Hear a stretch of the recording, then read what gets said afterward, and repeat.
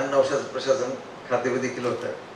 तर मी कौतुक करायचं नाही सांगितलंय, पण हे सांगितल्याशिवाय देखील लोकांना कळणार नाही. त्यावेळेला कोल्हापूर शहर जिल्ह्यातल्या लोकांच्या बरोबरच महाराष्ट्रातील लोकांना जो दिलासा दिलाय, तिने जे काम केले, आता शासन बदलल्यानंतर लोकांचे डोळे उघडले. जे बंटी साहेबांनी काम केले, आता साहेब आता परिस्थिती अशी आहे, तिथं गेल्यानंतर नाही हे बघा, या सभागृहाला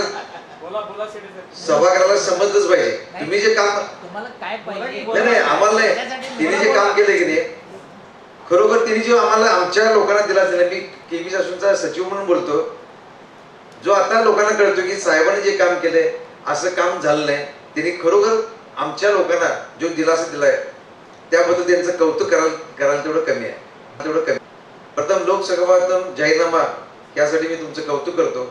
फक्त व्यापाऱ्यांचे जाता प्रश्न मांडतो. प्रतिभाने सांगितलं का आमचे व्यापारी लायसन घ्यायला तयार आहेत. तिथं गेल्यानंतर लायसनला म्हणजे महापालिकेच्या लायसनला ऍप्लिकेशन केल्यानंतर वर्षभर 2-2 वर्ष लोक फिरकत नाही.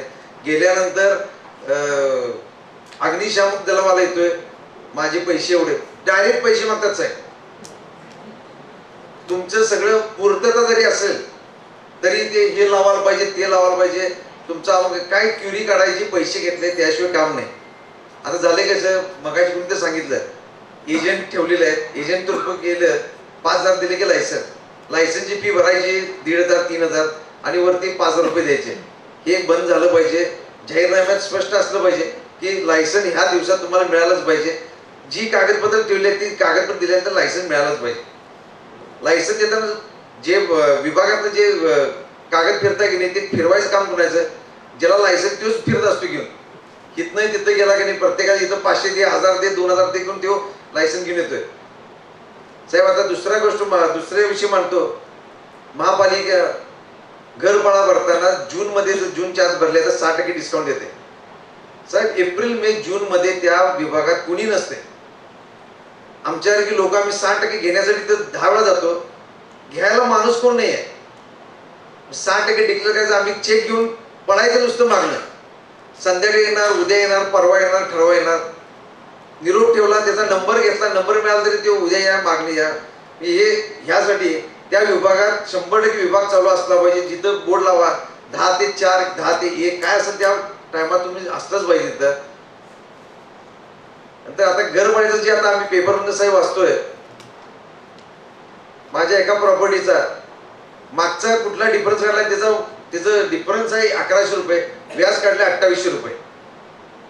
आता हे अधिकाऱ्यांच्याकडे गोळा करणार म्हणतात आणि इकडे आज पेपरला वाचतो की 3 कोटी रुपये लोकांचे गोळा करणे. हे कुठले पैसे आहेत हे समजणं झाले. त्यांचे पैसे आता बिल आमच्याकडे काढलेत. स्पष्टता असली पाहिजे. हे जाहीरनामे तुम्ही घाला. एवढेच प्रश्न मांडतो, थांबतो.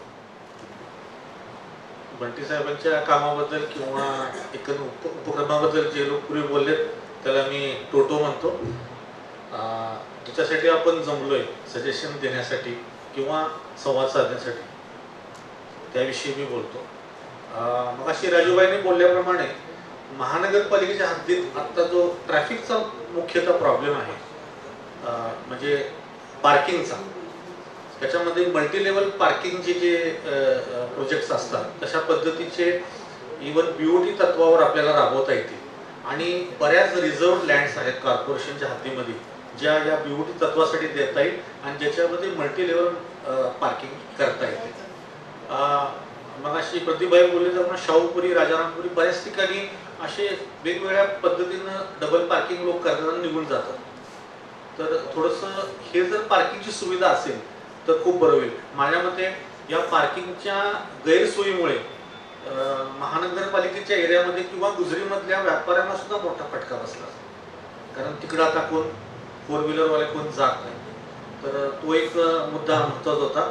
ट्रॅफिकशी रिलेटेडच सिग्नलचा एक विषय आहे जो मेजॉरिटी ठिकाणी सिग्नलची गरज वाटते पण अद्याप ती लावली गेलेली नाही. त्याचबरोबर वन वे, खूप ठिकाणी वन वेची गरज आहे. वन वे झाल्याशिवाय पर्टिक्युलरली शाहूपुरीमध्ये मेन रोडला वगैरे तुम्ही जर बघितलं तर तिथं खूपच जॅम होतं बऱ्याचदा. त्याच्यानंतर लेडीज टॉयलेटचा एक विषय आहे की जो मला वाटतं मागच्या आठवड्यामध्ये महापौर मॅडमनी कुठंतरी अनाऊन्स करताना असं वाटलं की हॉटेल संघाशी बोलून काहीतरी हॉटेलमध्ये प्रोव्हिजन करता येईल, वेगवेगळ्या ठिकाणी जे हॉटेल्स आहेत तिथं काहीतरी प्रोव्हिजन करता येईल लेडीज टॉयलेटची, तो वापरात यावा म्हणून. ती जर प्रोव्हिजन केली तर खूप बरं होईल, कारण आपल्याकडं लेडीज टॉयलेट कुठंही नाही आहे कोल्हापूरमध्ये. महत्त्वाचा एक मुद्दा आहे जो नॉर्मली त्याच्याकडे दुर्लक्ष केलं जातं. मी ट्रेनिंगमधला माणूस आहे, लाईफ इन्शुरन्स कॉर्पोरेशनमध्ये डेव्हलपमेंट ऑफिसर म्हणून काम करतो, ट्रेनर आहे. म्हणून मी सांगतो की कुठल्याही क्षेत्रात माणूस जेव्हा एंटर करतो तेव्हा त्याला प्री इंडक्शन ट्रेनिंग दिलं जातं.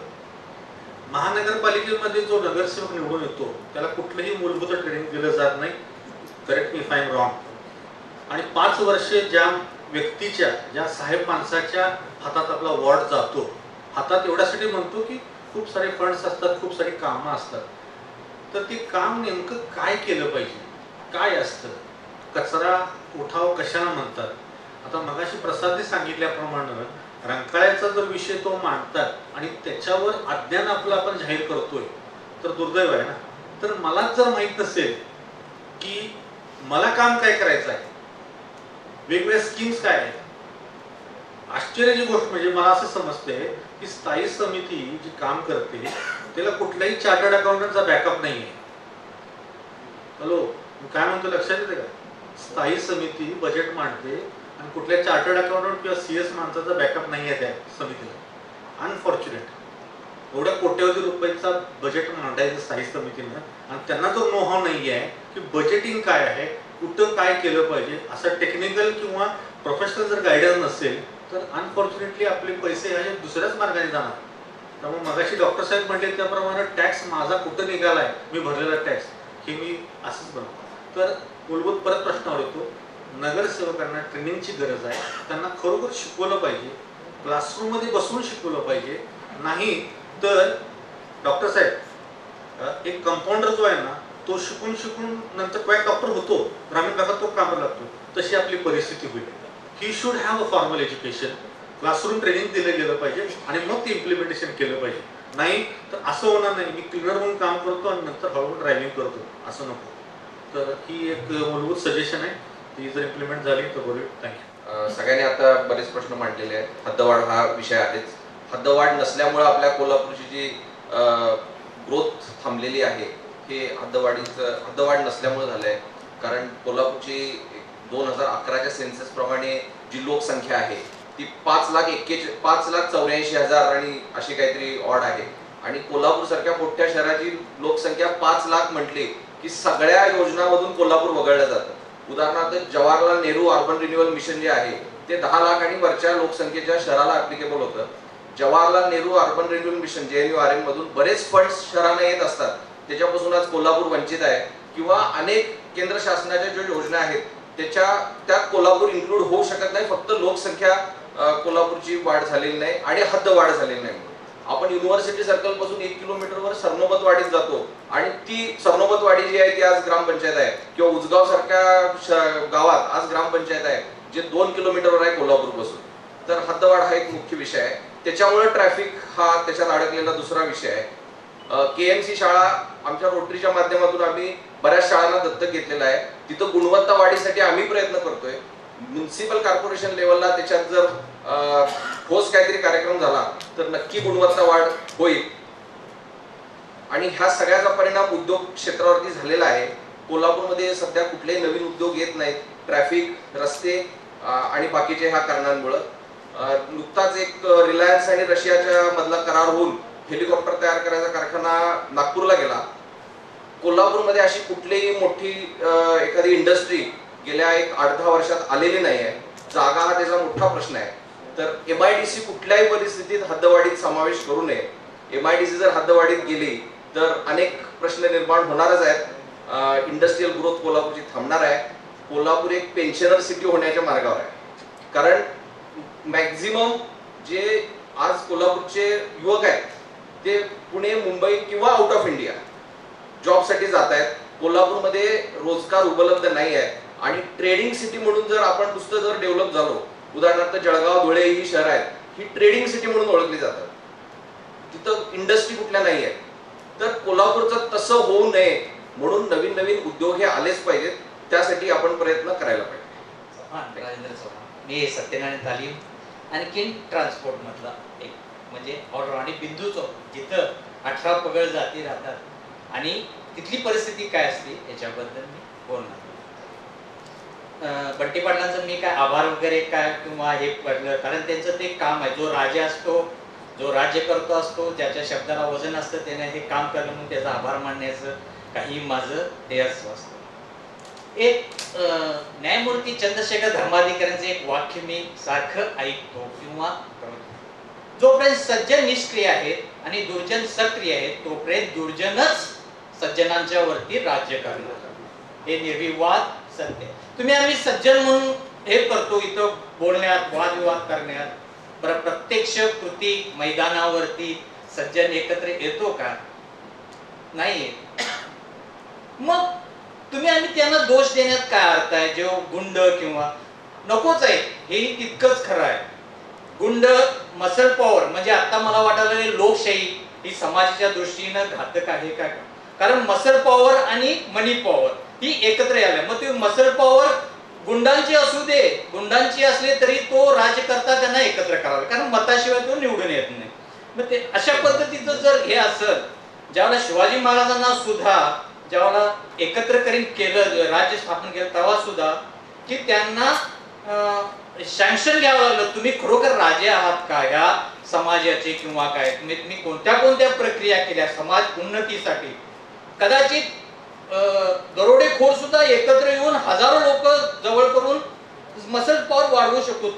तो जर राजा म्हणून उद्या मिरवा लागला तर ही चुकीची एक कल्पना. म्हणून ही लोकशाही एकदा वाटते की कशा पद्धतीची आहे ती ही नकोशी वाटावी. कारण बळीराजा म्हणजे मी काय हे म्हणत नाही, ज्यावेळेला बळाचं हे वाढती पॉवर त्यावेळेला त्याला एक अहंकार निर्माण होतो, माझ्याशिवाय हे चाललेलं नाही, किंवा एक प्रकारचा की शक्ती आहे तिथं राज्य आहे असं एक समज होतो. त्यावेळेला एक वामन म्हणजे कदाचित सज्जन कोणतरी यायला पाहिजे आणि त्या बळीराजा समजावे तू नाही, तुझा चालवणारा करता करिता दुसरा आहे. हे बळापेक्षा नियोजन सज्जनाचं महत्वाचं आहे, की सज्जनांच्या ह्याच्यामध्ये यायला पाहिजे. आणखीन एक म्हणजे आपण एक तंटामुक्ती म्हणून हे काढलं कुठं खेडेगावातनी ग्रामीण, तर तुम्ही एक मध्ये घोषणा केली होती तुम्ही ग्रह की वॉर्ड वाईज तंटामुक्ती काय आपल्याला करता येते काय? कारण मी ज्या भागात राहतो तिथं गुंडगिरी, रात्री 12, 1, 1, 2, 2 वाजता आऊट उडवणे, म्हणजे लोकांची सामाजिक विस्कळीत शांती निघून जाते. म्हणजे रात्री 2, 2 वाजता जर आऊट उडवले म्हणजे किती पॉवरचे आऊट आहे. ते पूर्वी कुठेतरी ग्राउंडवर लावायचे, ते आता चौकात नाही लावा लागले. अशा ठिकाणी कॅमेरे बसवणे, म्हणजे तशी सामाजिक कमिटी बऱ्याच लोकांनी सांगितली की 5 लोकांची कमिटी करावी. म्हणजे त्याच्यामध्ये माझ्या मताने पोलीस त्या वॉर्डाला जेवढे पोलीस संख्या आहेत, जो वॉर्ड आहे ना त्याला एक पोलीस कायमचा त्याची जबाबदारी त्या कमिटीमध्ये असावी. पोलीस असावा, एखादा वकील असावा पाहिजे, तर आणखी तिथल्या 5 लोकांची आणि नगरसेवक महत्वाचा. आता आपण सगळ्यांनी बोललो ऐहिक म्हणजे प्रगतीच्या ह्याच्यावरती, सामाजिक शांती किंवा मानसिक स्वास्थ्याच्या ह्याचं काय नगरसेवकांचं काय कर्तव्य आहे का आपल्या भागात? सामाजिक स्वास्थ्य, शांती, सामाजिक असं काय आहे काय त्यांना? महत्वाची म्हणजे सामाजिक शांती, गुंडखोरी, बिंदू चौक आणि ते भुईगलीकडे गुंडगिरी. कोल्हापूर शहरामध्ये आता राहायला येणारे लोक सुद्धा ज्या भागात गुंडगिरी, दंगा मस्ती असते तिथली व्हॅल्युएशन सुद्धा जागेची कमी येते. आणि ही गुंडगिरीमुळे कोल्हापूर सिटी बद्दल मानसिकता लोकांची किती वाईट झाली. ही गुंडगिरीचं शहर आहे असं लोकांच्या मनात. ह्याच्यावरती कधी तुम्ही आम्ही विचार करणार आहोत का नाही? म्हणजे गुंडगिरीच्या बाबतीत, कारण का बऱ्याच ठिकाणी खून मारामाऱ्या होतात, बरंच चाललेलं आहे. याच्यावरती सुद्धा तुम्ही एक समिती 5 लोकांची वॉर्ड वाईज त्याच्यात नगरसेवक असावा. कुठली घटना घडली म्हणजे अन्यायिक कायद्याच्या विरुद्ध घटना घडली, त्या कमिटीने देऊन पोलीस सुद्धा त्याला जबाबदार पाहिजे. कारण पोलीस बदली होतो जातो, ते पोलीस आणि समाजाचं काय आहे काय सामाजिककरण काय आहे का? नाही सर, पोलीस काय नो. याचा भाग पूर्वी गावगाड्यामध्ये ज्या वेळेला गस्त घालणारी लोक, म्हणजे मी ऐकलं गस्त घालणाऱ्या लोकांच्या वरती जबाबदारी असेल. त्यावेळेला जर त्या गावामध्ये चोरी झाली, कुठली घटना घडली, तर त्या गस्त घालणाऱ्या लोकांनी त्या ज्याचे गेल्या त्याचं भरून देण्याचं काम त्या गस्तीवाल्यांचं होतं, कारण त्यांना ती असं पोलिसांना काय आहे काय, काहीच नाही. काय सामाजिक व्यवस्था, हे महत्वाचं. जरा जास्त बोलणं होईल कदाचित. आणखीन एक म्हणजे रंकाळा, तुम्ही जेव्हा आपण म्हणतो पाणी ही शोभेची वस्तू आहे काय, शोभेसाठी रंकाळा बांधलेला आहे काय, ह्याचा सर्वांनी विचार केला पाहिजे. शोभेसाठी रंकाळा आहे, पाणी शोभेसाठी आहे काय, आणि शोभेसाठी तुम्ही ते ठेवलेलं आहे काय. त्याच्यामध्ये मग ते व्हॉल कशासाठी ठेवले आहेत, सायकल पद्धतीनं पाणी शहराला आणि लोकांच्या गरजेला जाण्यासाठी. मग ते पाणी जर गरजेसाठी तुमच्या येत नसतं आणि शोभेसाठी जर बाष्पीभवन म्हणजे ठेवत असाल, मग त्याच्यामुळे ते केंदाळ साठणे हे वाटणे, त्याच्यापेक्षा लोकांना द्या ना पाणी, सोडा ना, तिथं व्हॉल बसवा, नवीन वॉटर प्युरिफायर बसवा, काहीतरी बसवा, लोकांना पाणी द्या ना. ते काय ते ठेवण्याचं त्यात सार्थक काय. महत्वाचं ते. आणखीन रस्त्याच्या बाबतीत, रस्ते हे वाहनांच्यासाठीच आहेत. रस्ते वाहनांच्यासाठीच आहेत, कारण वाहनांचा शोध लागला नसता, मोठमोठी वाहनं जर प्रगती झाली नसती तर रस्ते मोठे करण्याचे काय कारण होतं काय. मूळ हेतू काय, वाहन. मग वाहनांच्यासाठीच रस्ते आहेत ना, वाहनांचा शोध लागला म्हणून रस्ते मोठे करावे लागले. बैलगाड्या असल्या किंवा माणसं असली तर रस्ते मोठे करावे लागले असते. मूळ हेतू वाहनांच्यासाठी, म्हणून रस्ते हे वाहनांच्या साठीच वापरले पाहिजे. वाहन जिथं वाहनांची वर्दळ जास्त आहे तेच रस्ते डांबरीकरण, ज्या वाहनांचे टॅक्स येऊन किंवा लोकांचे होते तेच रस्ते झाले पाहिजे. जिथं मतांची संख्या जास्त आहे गल्लीबोळातून किंवा झोपडपट्टीतून, तिथं तुम्ही मोठमोठे रस्त्यासाठी खर्च करता आणि वाहनांचे रस्ते सगळे बघा ना, जिथं मतं नाही तिथे वाहनांचे रस्तेच होत नाही. पण तो निधी तिथं वापरायला पाहिजे काय नको, हा एक महत्वाचा. एक आणखी जे रस्ते तुम्ही स्मार्ट सिटी म्हणतो, स्मार्ट सिटी, आता एसटी स्टँड वरती बघा ना, हे रस्ते हे व्यापार करण्यासाठी का धंदे करण्यासाठी डेव्हलप झालेत का. माझं घर, मी स्वतः मटन मार्केट पासून जेव्हा रस्ता खाली आला, माझं पिढ्यानपिढ्या मी तिथे राहिलो, मी घरात रस्त्यासाठी माझं घर दिलं मी संपूर्ण, आणि आमची सगळी फॅमिली शिफ्ट झाली. माझं तो तिथं जर राजवट असता एखाद्या राजाचा तर त्याला तो पाडला असता का तिथं. त्याची जशी त्या जागेची भावना आहे तशीच माझी सुद्धा भावना होती. मग त्या जागेत तुम्ही जर ते घर पाडून तुम्ही व्यापाराच्या गाड्या जर उद्या उभा करायला लागला आणि व्यापारासाठी जर द्यायला लागला, तर मी माझ्या सॅक्रिफाईस कशासाठी आहे, दळणवळणासाठी, वाहतुकीसाठी. तर अशा ठिकाणी जिथं जिथं कॅबिन्स, जिथं जिथं संघटनेच्या नावावरती, शक्तीच्या नावावरती दंडुकशाही करून एसटी स्टँड वरती आता बघितलं तर त्यांना जागा दिल्या, परत स्मार्ट सिटी होऊ शकेल काय. कांदा, लिंबू आणि वास त्या ह्याच्यामध्ये जर बघितला, आणि तो गुंडगिरी ह्या गाड्यांच्या फेरीवाल्यांच्या ठिकाणीच होते. फेरीवाले स्थानिक नसतात, बाहेरचे असतात, त्यांना त्या दंगा केला आणि गुंडगिरी केली काय, आणि कुणाला मारून गेलं तरी काय त्यांना लाज नाही. जिथं स्थानिक काय पिढ्यानपिढ्या जो राहतो त्याला समाजापासून जराशी भीती असते. त्याच्याबद्दल एक हे झालं पाहिजे नियोजन. ते फेरीवाले प्रत्येक वेळेला फार कशाला, शाहू स्मारकच्या समोर जर बघितला तो रस्ता किती चिंचोळ आहे, शाहू स्मारक आता केबिन टाकलेले आहेत, त्या ह्याच्यापासून जर बघितलं त्या ह्याच्यापासून खाली त्या सिग्नल पर्यंत सगळी केबिन आता पडायला लागली. हा विचार काय, म्हणजे कोण तुम्ही, आम्ही कोणतरी दादागिरी करू. देवरासाहेब आले तेव्हा कृती समितीनं दादा केली पाणीपात, तेवढा सगळा भाग स्वच्छ झाला होता. आमच्या इथं गुजरांचं एक मंदिर आहे, त्याच्या भोवती सगळं मंदिर किती सुंदर आहे. अशी सुंदर स्थान, सायन्स कॉलेजचे स्थान तिथलं स्वच्छ करून दळण किती स्मार्ट. मग स्मार्ट पुन्हा जो स्वच्छ देखणं चांगला असते त्याला स्मार्ट म्हणणार काय, हे केबिन छपऱ्या घालून सगळे हे करणार, ह्या सिटीला स्मार्ट म्हणणार. हे थोडस. आणि हे महत्वाचं सामाजिक प्रश्न, शांतीचा प्रश्न, एक कमिटी केली पाहिजे. वकील, पोलीस सुद्धा तिथला त्या वॉर्डाला एक कायमस्वरूपी पोलीस, जसा पोलीस पाटील असतो प्रत्येक खेडेगावाला, त्याला कायमस्वरूपी विचारणा असती, तसा पोलीस एक जबाबदारी जर ठेवला ना, तिची पण तो त्या घटनेशी संबंधित राहील, तो कधीतरी काम करण्याबद्दल. मी फार बोललो, जास्त बोलल्याबद्दल जरा क्षमा असावी.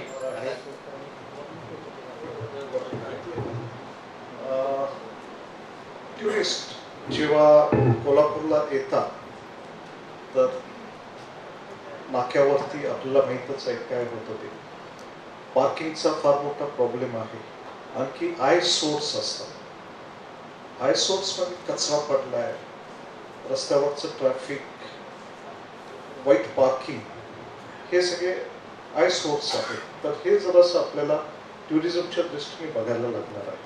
पार्किंगचा तर मोठा प्रॉब्लेम आहे, हा सगळ्यांनी मानलेला आहे. टुरिस्ट करता जर का बघितलं कोल्हापूरला म्हणजे 99% ऑफ द टुरिस्ट विजिट महालक्ष्मीचा जो सगळे कॅरेजवेज आहेत, सगळे इन रोड्स आहेत, ते सगळे ट्रॅफिकनी भरलेले जातात, म्हणजे त्याच्यावरती लोड खूप येतो. तर आपण जर का हब निर्माण केलं या पार्किंग करता, आता आमच्या इथं टाकाळ्याची खाण आहे, मला वाटतं ते that is very well connected with all the roads.